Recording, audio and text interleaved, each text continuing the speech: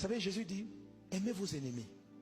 Faites du bien à ceux qui disent du mal de vous. Faites du bien à ceux qui vous injurient. Jésus ne dit pas d'être indifférent. Il ne dit pas, si quelqu'un t'insulte, ne dis rien. Il ne dit pas ça. Jésus dit, il faut lui faire du bien. C'est-à-dire que tu as entendu qu'un tel dit ça de toi. Toi, tu réfléchis à quel cadeau. Amen. Il dit, faites du bien à ceux qui vous combattent.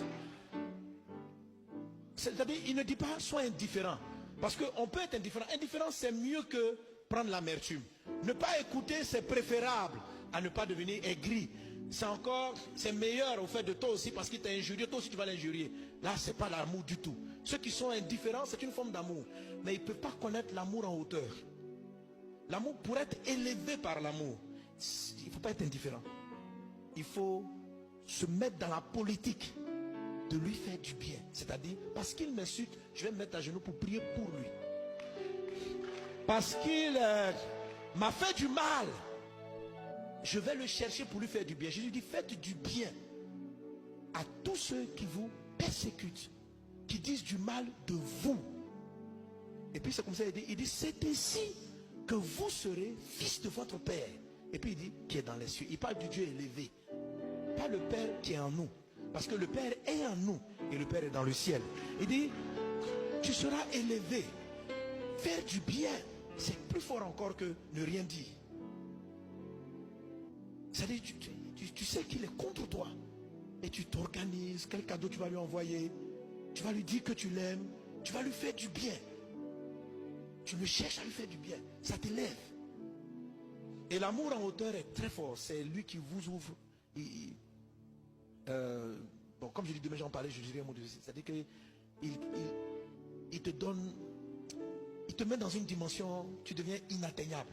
Vous avez vu un avion, quand il est en hauteur, si tu es contre lui, l'avion s'en fout. Tu peux lancer tous les cailloux, tu ne peux pas l'atteindre. Il est élevé. Quand vous avez un amour élevé, à un moment donné, le monde ne vous atteint plus. Vous rentrez dans la dimension de Dieu. Il dit, afin de connaître, et c'est ce que Jésus a fait lorsqu'il était à la croix. Il a pardonné, il a béni ceux qui le tuaient. Jésus a été élevé. Et tu atteins un truc où tu rentres dans un état où tu n'es plus atteignable. Tu aimes l'homme. Et l'homme ne peut plus te faire le mal. Tu es comme un avion, tu es en hauteur. Les gens ont beau t'insulter, tu ne sais même pas ce qu'ils font. Et quand tu rentres dans cette dimension, un avion, tu passes au-dessus de toutes les montagnes. C'est la dimension, l'amour élevé vous fait rentrer dans le surnaturel de Dieu. Vous rentrez où Dieu, la Bible dit, vous voyez le texte, il dit, cherchez les 4 dimensions afin d'être rempli jusqu'à toute la plénitude de Dieu. Donc, il y a ceux qui ont la profondeur, ils ont la révélation des mystères. Ceux qui ont la hauteur, rentrent dans le surnaturel de Dieu. Ceux qui ont la largeur, rentrent dans le prophétique qui se réalise. Et il y a beaucoup de choses. Ceux qui ont la longueur, vont transporter l'onction, le revêtement, le manteau, en fait. Il y a tout un ensemble de choses qui sont attachées à chacune des 4 dimensions. J'en parle dans l'ouvrage Insatisfait, des 4 dimensions de l'amour. Amen. Que ton amour grandisse au nom de Jésus. Que ton amour grandisse au nom de Jésus. Alléluia. Alors, le temps est parti, mais demain, amen, je vais continuer avec, parce qu'en fait, tout commence par l'enracinement. Tout commence, il dit, Éphésiens